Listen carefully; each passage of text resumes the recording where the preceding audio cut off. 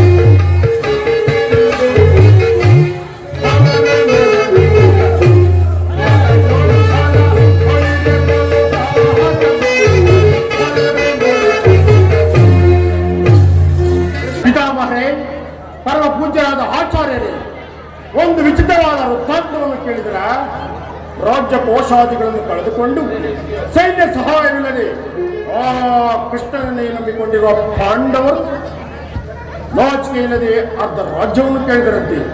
ನೋಡಿದರ ಅವರ ಅಟ್ಟಹಾಸವನ್ನು ಮಟ್ಟಿಗಿದೆ ಎಂದು. ದುರ್ಯೋಧನ ಪಾಂಡವರು ಅವರಿಗೆ ಸೇರಬೇಕಾದ ಅರ್ಧ ರಾಜ್ಯವನ್ನು ಕೊಟ್ಟು ಅವರನ್ನು ಆದರದಿಂದ ಉತ್ತರಿಸುವುದು ನನ್ನ ಅಭಿಮತ. ಆತ ಏನು ಹೇಳಿದಿರಿ? ಯುದ್ಧವೇ ಯುದ್ಧ, ಅದಕ್ಕೆ ನಾವು ಸಿದ್ಧ. ನನ್ನ ಬಳಿ 11 ಅಕ್ಷೋಹಿಣಿ ಸೈನ್ಯವಿರುವುದು. ಅದರ ಹಿಡಿತಕ್ಕೆ ಸಿಕ್ಕಿದವರು ಆನೆಯ ಬಾಲಿಗೆ ಸಿಕ್ಕಿದ ಬಾಳೆಹಣ್ಣಿನಂತೆ ಅದಂತಿರಲಿ. ಸಹೋದರ, ಪಾಂಡವರ ಯಜ್ಞವನ್ನು ಪ್ರಾರಂಭಿಸಲು ನಮ್ಮಲ್ಲಿ ಸರಿಯಾದ ಧರ್ಮೋಪದೇಶಕನಾರು, ನಮ್ಮ ವೀರ ಅನ್ವೇಷಕನಾದ ವೀರಗಂಡನಿಲ್ಲವೇ? ದುರ್ಯೋಧನ ವಿಚಾರದ ಭೀಷ್ಮಾದೊಡನೆ ಕಣ್ಣೆದುರು ಬೆಳೆದ ನಮಗ್ಯಾಕೆ ಆ ವಿಚಾರ? ಪುರುಷೋತ್ತಮನು ಸಭೆಯು ಶಾಂತವಾಗಿ. ಯಾರು? ಪುರುಷೋತ್ತಮನೇ ಬರಲಿ.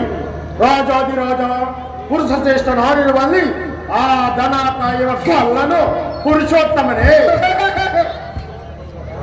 ದುರ್ಯೋಧನ, ಶ್ರೀಕೃಷ್ಣ ಪರಮಾತ್ಮನು ಪಾಂಡವರ ರಾಯಭಾರಿಯಾಗಿ ಪಾಂಡವರಿಗೆ ನ್ಯಾಯವಾಗಿ ಬರಬೇಕಾದ ಅರ್ಧ ರಾಜ್ಯವನ್ನ ಕೇಳಲು ಶ್ರೀಕೃಷ್ಣ ಪರಮಾತ್ಮನು ರಾಯಭಾರಿಯಾಗಿ ಬರುತ್ತಿರುವನಲ್ಲದೆ ನಿನ್ನ ಬಳಿ ಯಾಚನೆಗಾಗಿ ಬರುತ್ತಿಲ್ಲ. ಓ, ಯಾರೋ ಮಾತನಾಡುತ್ತಿರುವ ಚಿಕ್ಕಪ್ಪ ರುದ್ರ ಮಹಾಶಯರು. ಪಾಂಡವರಿಗೆ ನ್ಯಾಯವಾಗಿ ಅರ್ಧ ರಾಜ್ಯವನ್ನು ಕೊಡಬೇಕು, ಅದನ್ನು ನಾನು ಮುಂದೆ ಕೇಳಿ ತಿಳಿದುಕೊಳ್ಳಬೇಕು. ದುರ್ಯೋಧನ,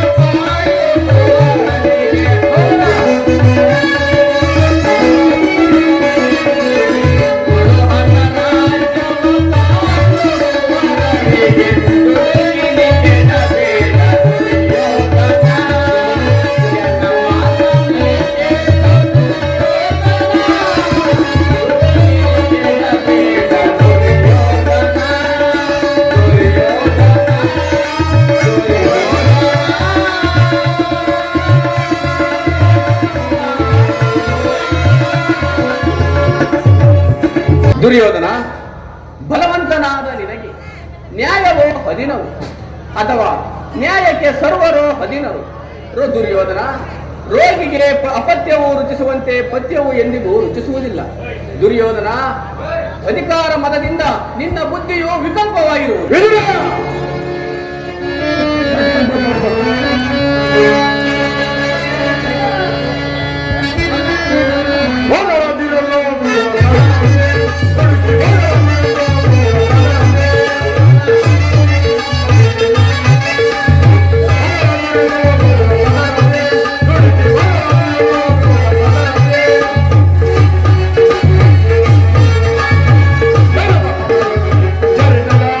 ಈ ಕೌರವ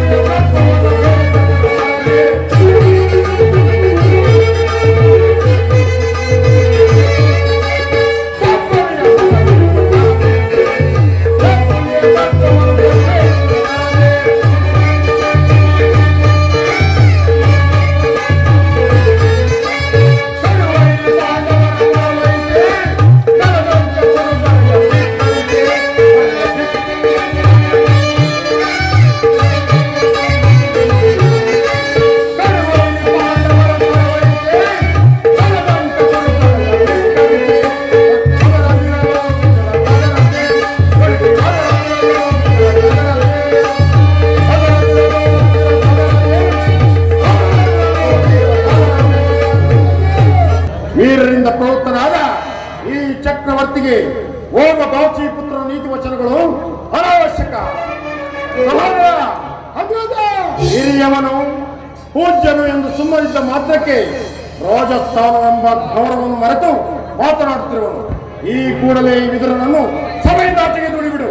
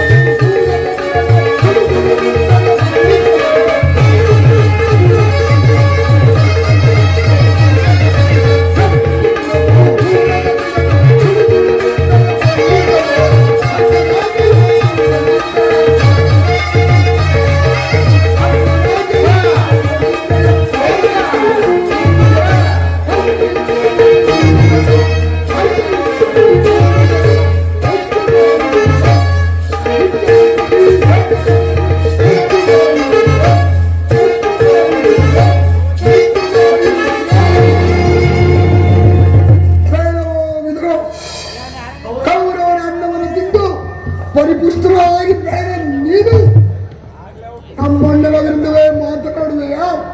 ಕೂಡಲೇ ಸಭೆಯಿಂದ ಹೊರಡು, ಇಲ್ಲವಾದರೆ ಈಗದಿಂದ ಬಿಟ್ಟರು. ದುರ್ಯೋಧನ, ಸಭೆಯಿಂದ ಹೊರದೂಡುವಷ್ಟು ಸಾಮರ್ಥ್ಯ ಉಂಟಾಯಿತೆ. ಛೀ, ಅವಿವೇಕಿ! ಕೇಳು, ದ್ರೌಪದಿಯ ವಸ್ತ್ರಾಪರಣ ಕಾಲದಲ್ಲಿ ಭೀಮನು ಮಾಡಿದ ಪ್ರತಿಜ್ಞೆಯಂತೆ ನಿನ್ನ ತೊಡೆಯನ್ನು ಪ್ರಹಸಿಸಿ ಕೊಲ್ಲುವುದನ್ನು ತಡೆಯಲೆಂದೇ ಇಟ್ಟಿದ್ದ ಈ ಧನಸನ್ನ ಈಗಲೇ ದುರ್ಯೋಧನ, ಪ್ರಮೋದವಾಯಿತು.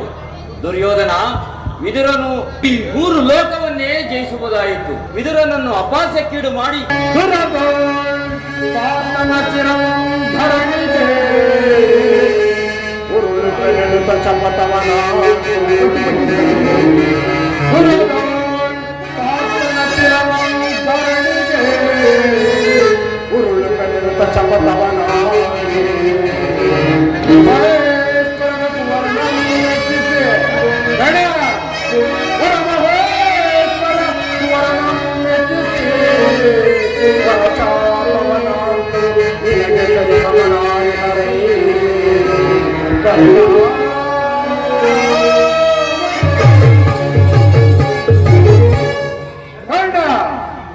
ಈ ವಿದುರನ ಗೊಡ್ಡು ಬೆದರಿಕೆಗೆ ನೀನು ಎದುರುವೆಯ? ಇವನು ಎಂದು ತಾನೇ ಬಿಲ್ಲನ್ನು ಹಿಡಿದು ಯುದ್ಧವನ್ನು ಮಾಡಿರುವನು, ಅಥವಾ ಈತನ ಬಿಲ್ಲಿನಿಂದ ಆಗತಕ್ಕ ಸಹಾಯವಾದರೂ ಏನು? ಈಗ ಎಲ್ಲರೂ ಕೇಳಿರಿ. ದೂತನಾಗಿ ಬರುತ್ತಿರುವ ಆ ಬಲ್ಲ ಕೃಷ್ಣನಿಗೆ ಯಾರಾದರೂ ಎದ್ದು ನಿಂತು ನಮಸ್ಕರಿಸಿದ್ದೇ ಆದರೆ ಕೂಡಲೇ ಸಭೆಯಿಂದ ಆಚೆ ಹೋಗಬೇಕಾದಿತೋ? ಎಚ್ಚರ! ಸಹೋದರ, ಎಲ್ಲಿ ನನ್ನ ಸೈನಾಧಿಕರಣ ಪಟ್ಟಿಯನ್ನು ಸಿದ್ಧ ಮಾಡು ಎಂದು ಹೇಳಿದ್ದೇನೆ, ಸಿದ್ಧ ಮಾಡಿರುವೆಯಾ? ಸಿದ್ಧವಾಗಿರುವುದು. ಕೊಡು ಅದನ್ನು, ತೆಗೆದುಕೋ. ಆತನ ಬಂದಾಗ ನಾನು ಇದನ್ನೇ ನೋಡ್ತಾ ಕೊಡ್ತಿರುವುದು. ಹೇಗೆ ಗೊತ್ತಾ? ಆ ದಿನ ನಾನು ದ್ವಾರಕೆಗೆ ಹೋಗಿದ್ದಾಗ ನಿದ್ರೆ ಮಾಡುವಂತೆ ನಡೆಸಿ ನನ್ನನ್ನು ಅವಮಾನಿಸಿದ್ದರು. ಅದರ ಪ್ರತಿಕಾರವಾಗಿ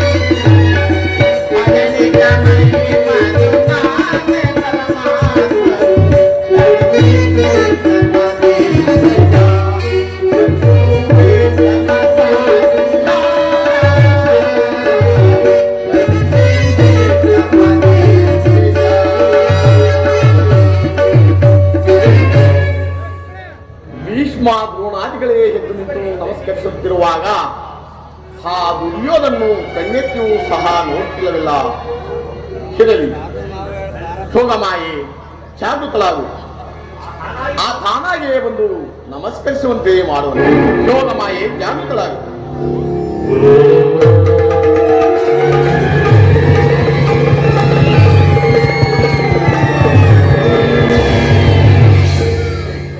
ಭೂಪಾಲಕನಾದ ನೀನು ನನಗೆ ನಮಸ್ಕರಿಸುವುದೇ, ನಾನೇ ನಿನ್ನ ಅವಳಿಗೆ ಬರುತ್ತಿದ್ದೇನಲ್ಲ.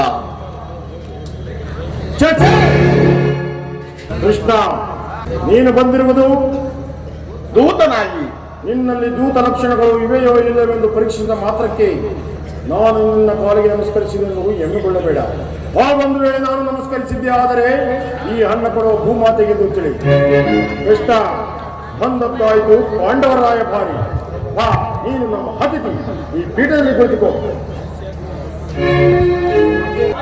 ಕೃಷ್ಣ, ಸ್ತ್ರೀಯರ ರತ್ನ ಅಂದ್ರೆ ನಿನಗೆ ಬಲುಪ್ರಿಯವಲ್ಲವೇ? ಇರಬಹುದೇನು, ಇದ್ದೇ ಇದೆ. ಯಾರಲ್ಲಿ ಬರಮಾಡಿ.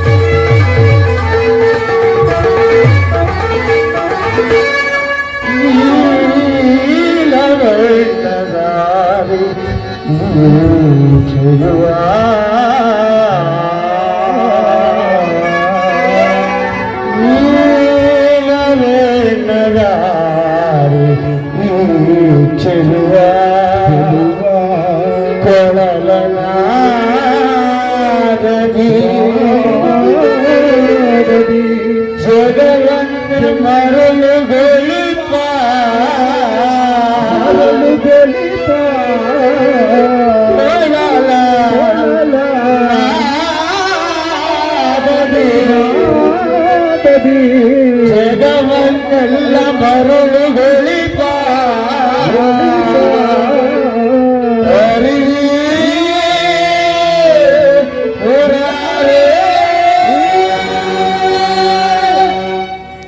ದುರ್ಯೋಧನ, ಸಾಕು ಮಾಡಿ.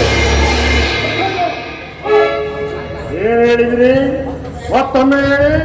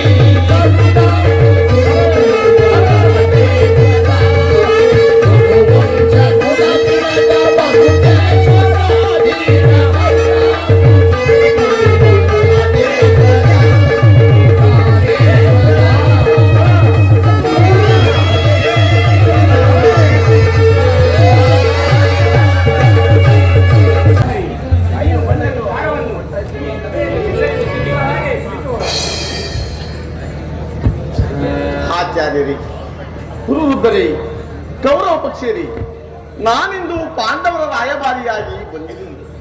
ಅವರು ಕಳಿಸಿರುವ ಸಂದೇಶವನ್ನು ನಿಮ್ಮ ಮುಂದಿಡುವುದು ನನ್ನ ಅಭಿಮತ. ಬಾಲ್ಯದಿಂದ ತೋರುತ್ತಿದ್ದ ದೀರ್ಘವಾದ ವೈರತ್ವವನ್ನು ಮರೆಯಲು ನಾವು ಸಿದ್ಧರಿದ್ದೇವೆ. ಲಾಕ್ಷಗೃಹ ಬಂಧನ, ಸರ್ಪಬಂಧ, ಕಪಟ ದೂತ ಇವೆಲ್ಲಕ್ಕಿಂತಲೂ ಮಿಗಿಲಾಗಿ ತುಂಬಿದ ರಾಜ್ಯಸಭೆಯಲ್ಲಿ ದ್ರೌಪದಿಯ ವಸ್ತ್ರಾಪಹರಣ, ಇಂತಹ ಮಹಾಪಾಪಗಳನ್ನು ಮನ್ನಿಸಿ ತಮಗೆ ನ್ಯಾಯವಾಗಿ ಬರಬೇಕಾದ ಅರ್ಧ ರಾಜ್ಯಕ್ಕಾಗಿ ಯಾಚಿಸುತ್ತಿರುವಾಗ ಇಂತಹ ಸುಸಮಯವನ್ನು ವ್ಯಕ್ತಗೊಳಿಸದೆ ಶಾಂತಿ ಸಂಧಾನಕ್ಕಾಗಿ ಪ್ರಯತ್ನಿಸಿ ಅವರ ವಿಚಾರಗಳನ್ನು ಕರ್ತವ್ಯಗಳನ್ನು ನಿರ್ಣಯಿಸಲ್ಪಡುವುದು ಪ್ರಾಜ್ಞರಾದ ನಿಮ್ಮೆಲ್ಲರಿಗೆ ಸೇರಿದೆ. ಪಾಂಡವರು ನಿನ್ನ ತಂದಿರಲಿ. ಪಾಂಡವರಿಗೆ ಸೇರಬೇಕಾದ ಅರ್ಧ ರಾಜ್ಯವನ್ನು ಕೊಟ್ಟು ಅವರನ್ನು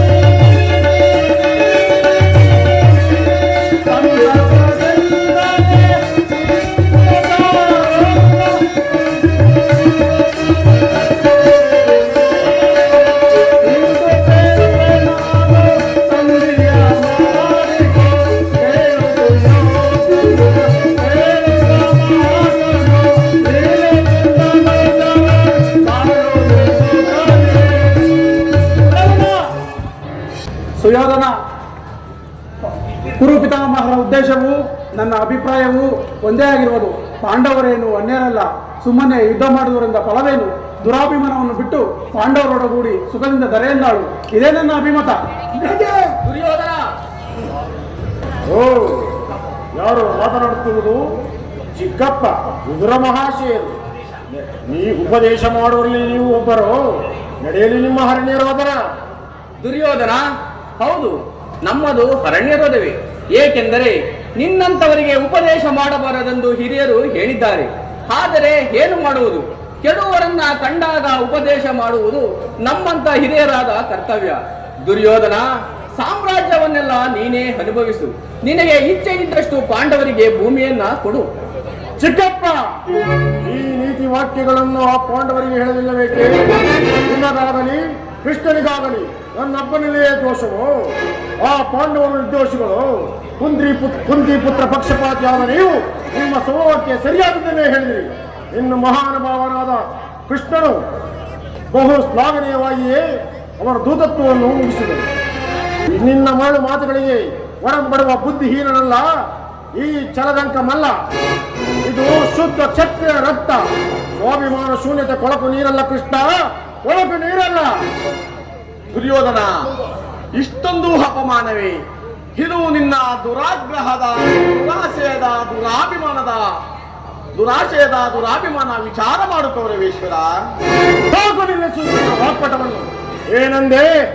ನಮ್ಮದು ದುರಾಗ್ರಹದ, ದುರಹಂಕಾರದ, ಪ್ರೋತ್ಸಾಹವಾಸದ, ದುರಭಿಮಾನದ ದುರಾಶಯವೇ? ಹೋಗಿಲ್ಲಿ ಕೇಳಬಲ್ಲ. ಈ ದುರ್ಯೋಧನನನ್ನು ಸದೆ ಪಡೆಯಬೇಕೆಂದನಲ್ಲವೇ ಆ ನಿನ್ನ ಬಂಡ ಭೀಮ? ಅದು ದುರಾಗ್ರಹ. ಲೋಕೈಕ ವೀರನಾದ ನನ್ನ ಮಿತ್ರ ಕಣ್ಣನನ್ನು ವಧಿಸಬೇಕೆಂದಲ್ಲವೇ ಆ ನಿನ್ನ ಶಿಖಂಡಿ ಪಾರ್ಥ? ಅದು ದುರಹಂಕಾರ. ನಿನ್ನಂತಹ ಕಪಟಿಯ ಸ್ನೇಹವನ್ನು ಬಯಸಿದರಲ್ಲವೇ ಆ ಗತಿಗೆಟ್ಟ ಪಾಂಡವರು? ಅದು ದುಸ್ಸಾಹಸ. ದುರ್ಯೋಧನ ದುಸ್ಸಾಹಸರನ್ನು ಬಿಡಿಗೈದು ಬರದ ಖಂಡದಲ್ಲಿ ನಮ್ಮ ಧ್ವಜಪದಾರ್ಥವನ್ನು ಮಾಡಿಸಬೇಕೆಂದು ಯೋಚನೆ ಮಾಡುತ್ತಿರುವರಲ್ಲವೇ ಆ ನಿನ್ನ ಏಡಿ ಪಾಂಡವರು? ಅದು ದುರಭಿಮಾನ. ನಾವೇ ಸಮರ್ಥರು, ನಾವೇ ಜಯಶೀಲರು ಎಂದು ಹೆಮ್ಮೆ ಕೊಡುತ್ತಿರವಲ್ಲ ಪಾಂಡವರು. ಅದು ದುರಾಶಯ. ಹೆಚ್ಚೇನು ಕೃಷ್ಣ, ನೀವು ಯಾರು ಏನೇ ಹೇಳಿದರು ಈ ದುರ್ಯೋಧನ ನಿರ್ಧಾರ ಚಲಿಸಲಾರದು, ಚಲಿಸಕೂಡದು. ಒಮ್ಮೆ ಕಂಠ ಶೋಷಣೆಯಿಂದ ಪ್ರಯೋಜನವಿಲ್ಲ. ಬಂದ ದಾರಿ ನಡೆಯುವುದು ಒಳ್ಳೆಯದು. ನನ್ನ ಮಾತುಗಳನ್ನು ನನಗೆ ಒಪ್ಪಿತು. ಈ ಗುರು ಸಹೋದರನ ಹೃದಯದಲ್ಲಿ ಪ್ರಜ್ವಲಿಸುತ್ತಿರುವ ಕೋಪ ಜ್ವಾಲೆಯು ಇಂತಹ ಯುದ್ಧ ಮಾತುಗಳಿಂದ ಶಾಂತವಾಗುವುದಿಲ್ಲ ಕೃಷ್ಣ, ಶಾಂತವಾಗುವುದಿಲ್ಲ.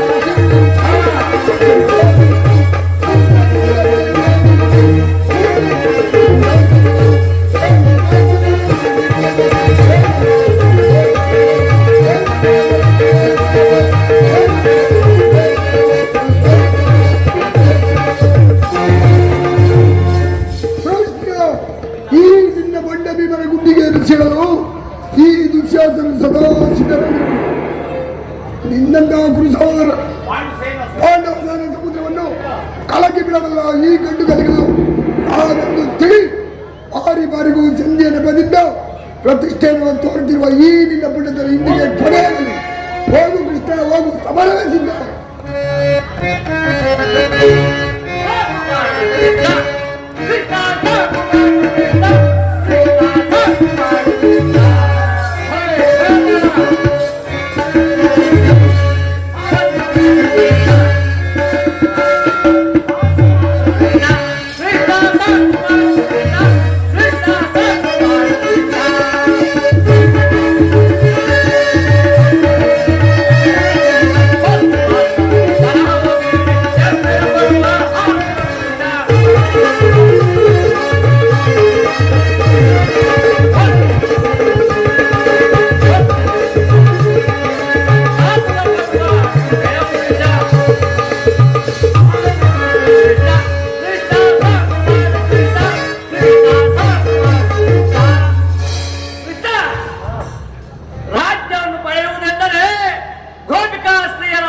ಬೆಣ್ಣೆ ಮುದ್ದೆಯನ್ನು ತಂದು ತಿಂದಾಗಲ್ಲ ಕೃಷ್ಣ, ಇದು ಕುರುಹೀರರಿಂದ ರಕ್ಷಿಸಲ್ಪಟ್ಟ ಕುರು ಸಾಮ್ರಾಜ್ಯ.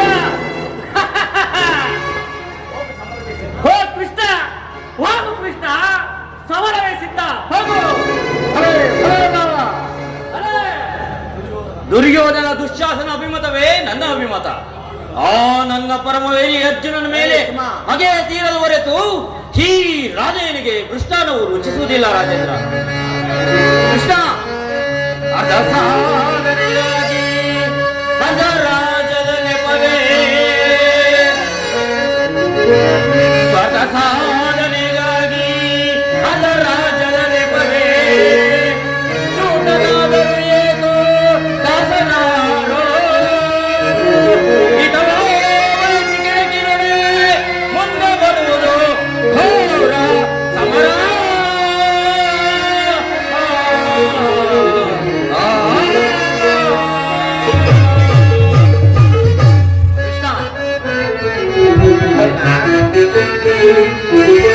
ಸಲ್ಲದು ನಿನಗೆ ವಲ್ಲಭನೇ, ಎಲ್ಲ ವಿಷಯವ ವಲ್ಲಭನೇ, ಸಲ್ಲದು ನಿನಗೆ ವಲ್ಲಭನೇ, ಬಾಬಾ ವಲ್ಲಭನೇ.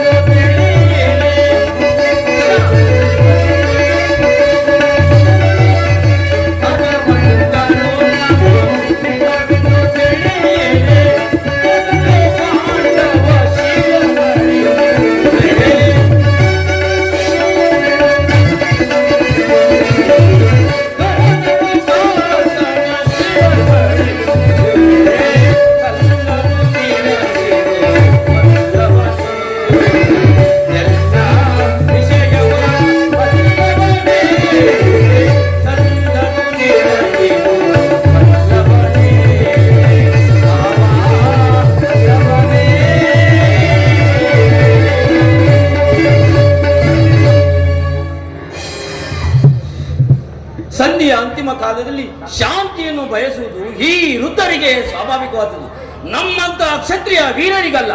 ಕರ್ಣ, ಅರ್ಜುನನ ಮೇಲಿನ ವೈಯಕ್ತಿಕ ವೈರಕ್ಕಾಗಿ ಇಡೀ ಕ್ಷತ್ರಿಯ ಕುಲವನ್ನೇ ನಾಶಗೊಳಿಸಲು ಹೊರಟಿರುವೆಯ. ಇದು ನಿನ್ನ ಅಕ್ಷಮ್ಯ ಅಪರಾಧ. ಧರ್ಮವೇ? ಪರಮಾತ್ಮ, ನಿನ್ನ ಮಿತ್ರ ಅರ್ಜುನನ ಪಕ್ಷಪಾತ ಬುದ್ಧಿಯಿಂದ ಅರ್ಧ ರಾಜ್ಯವನ್ನು ಕೇಳಲು ಬಂದಿರುವೆಯಾ? ಈ ನಿನ್ನ ಧರ್ಮಕ್ಕಿಂತಲೂ ನನ್ನ ತನುಮನ ಕೌರವೇಶ್ವರನ ಧರ್ಮವೇ ಮೇಲು. ಯದುಪತಿ, ಈ ನಿಮ್ಮ ಕೃತ್ರಿಮ ಸಂಧಾನಕ್ಕೆ ಖಂಡಿತವಾಗಿಯೂ ನಾವು ಒಪ್ಪಲಾರೆವು. ಅಂಗರಾಜನ ಧರ್ಮದ ನುಡಿಗಳಿಂದ ತಮ್ಮ ಕಂಠವು ಬಿಗಿದಂತಾಯಿತು.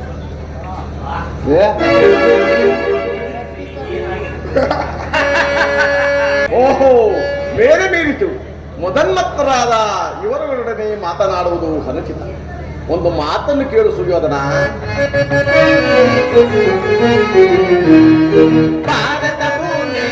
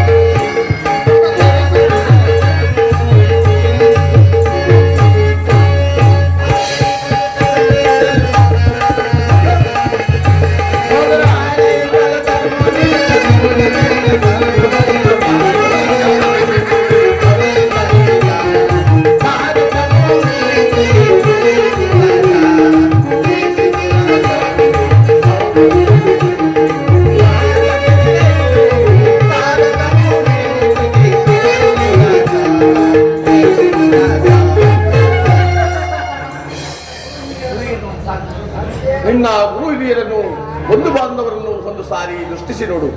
ನಿನ್ನಪ್ಪನ ಸಲುವಾಗಿ ಇಡೀ ಕ್ಷತ್ರಿಯ ಕುಲವನ್ನೇ ಧ್ವಂಸ ಮಾಡಲು ಹೊರಟಿವೆಯ ದಾನವ ವಿಜಯಿ ಯದುಪತಿ ಕೇವಲ ಪಾಂಡವರ ಸಲುವಾಗಿ ಅಲ್ಲ, ಸಲುವಾಗಿ ಮುಂದೊರಗುವ ಭೀಷಣ ಯುದ್ಧದಿಂದ ಮಾನವ ಕೋಟೆಯನ್ನು ಉತ್ತರಿಸುವ ಸಲುವಾಗಿ ನಿನ್ನಲ್ಲಿ ಸಂಧಿ ಭಿಕ್ಷೆ ಬೇಡುವನು ಭಿಕ್ಷಾ ಪ್ರದಾನ ಮಾಡುತ್ತವನು ಈಶ್ವರ.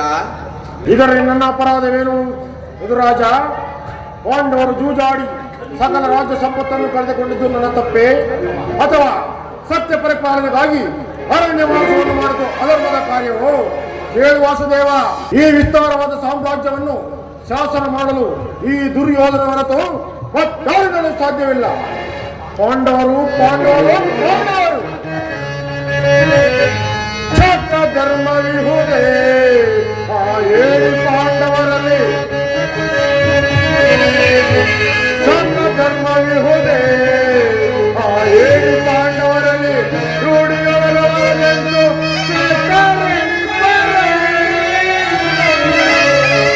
ಕೂಡತನವಿದಲ್ಲವೇ ಈ ಸಂಧಿಯ ಭಯಕ್ಕೆ? ಕೂಡತನವಿದಲ್ಲವೇ ಈ ಸಂಧಿಯ ಭಯಕ್ಕೆ?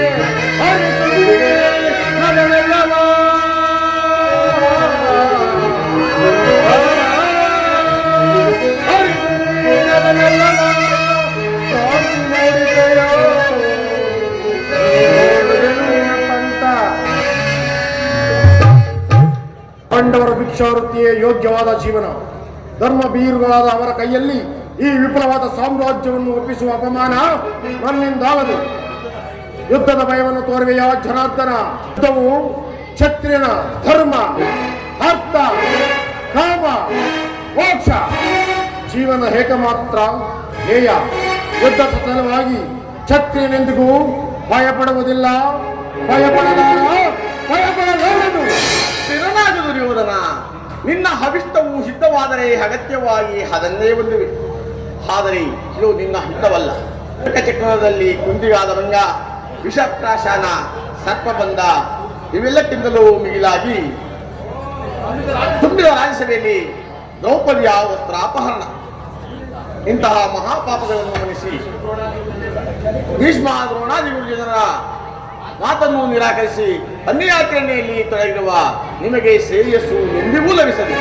ಅದು ನಿನ್ನ ಪ್ರೇಮೆ. ಕೆಟ್ಟರು ಸರಿ ಕಟ್ಟ ಕಡಿದಾಗಿ ಕಾಡಿಗಟ್ಟಲೇಬೇಕೆಂದು ಪಟ್ಟ ಹಿಡಿದು ನಿಂತಿರುವ ಕೆಚ್ಚದೆ ಕಟ್ಟಾಳು ಈ ಕೌರವೇಶ್ವರನ್ನು ಕೆಣಕಿ ಕೇಕೆ ಹಾಕಿ ನಕ್ಕಳಲ್ಲ. ನಿನ್ನ ಪಾಂಡವ ಸತಿ ಪಾಂಚಾಲಿ ಅಂದೇ ತಟ್ಟರು ಛಲಗಳು ಭೂತ ಭೇದಗಳಿಗೊಳಗ ಭೂತನಾಥೇಶ್ವರನೇ ಕಾವ್ಯರದ ಕದನಕ್ಕೆ ನಿಂತರೂ ಸರಿ. ಹರಿವಂಶದಿಂದ ನಿರ್ಮಿತವಾದ ಈ ಕುರು ಸಾಮ್ರಾಜ್ಯವು ರಕ್ತದ ಮಡಿವಿನಲ್ಲಿ ಕೊಚ್ಚಿ ಹೋದರೂ ಸರಿ. ಅಭಿಮಾನವೆಂಬ ನಾವು ವಸಣದ ಮಣ್ಣಲ್ಲಿ ಮಣ್ಣಿಡಿದು ಮಣ್ಣಾಗಿ ಹೋದರು. ಛಲವನ್ನು ಬಿಡೆ, ನೆಲವನ್ನು ಕೊಡೆ.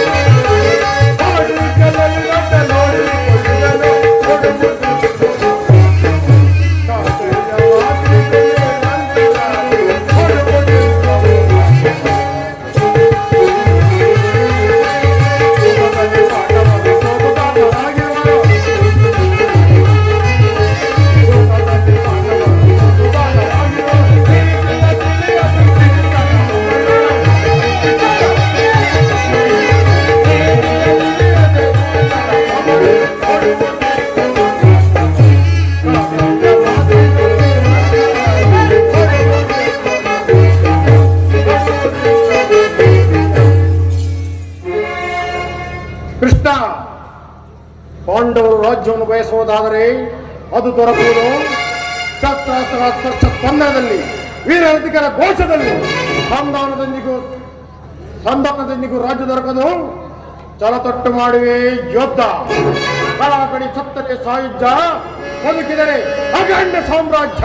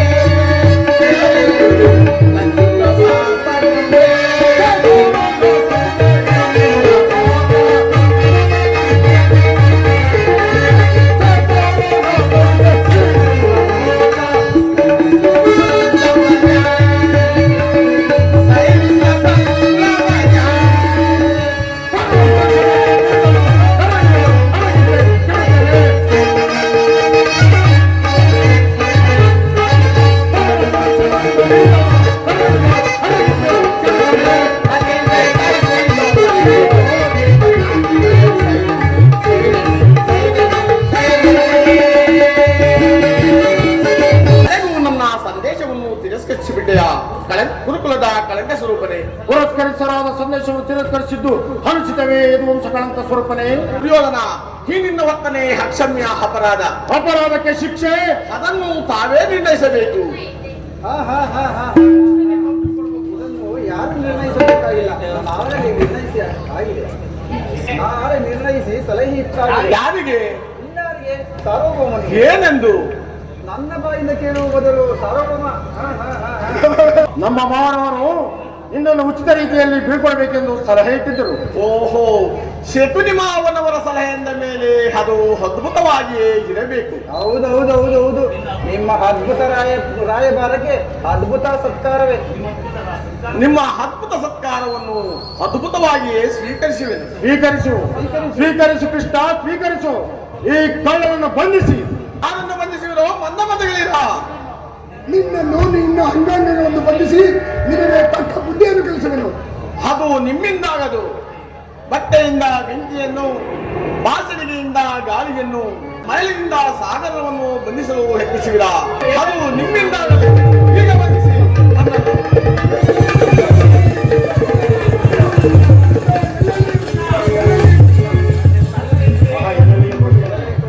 ಕರ್ಣ, ನಿನ್ನಲ್ಲಿ ಕೆಲವು ರಹಸ್ಯವಾದ ಬರುವೆಯ ಕರ್ಣ?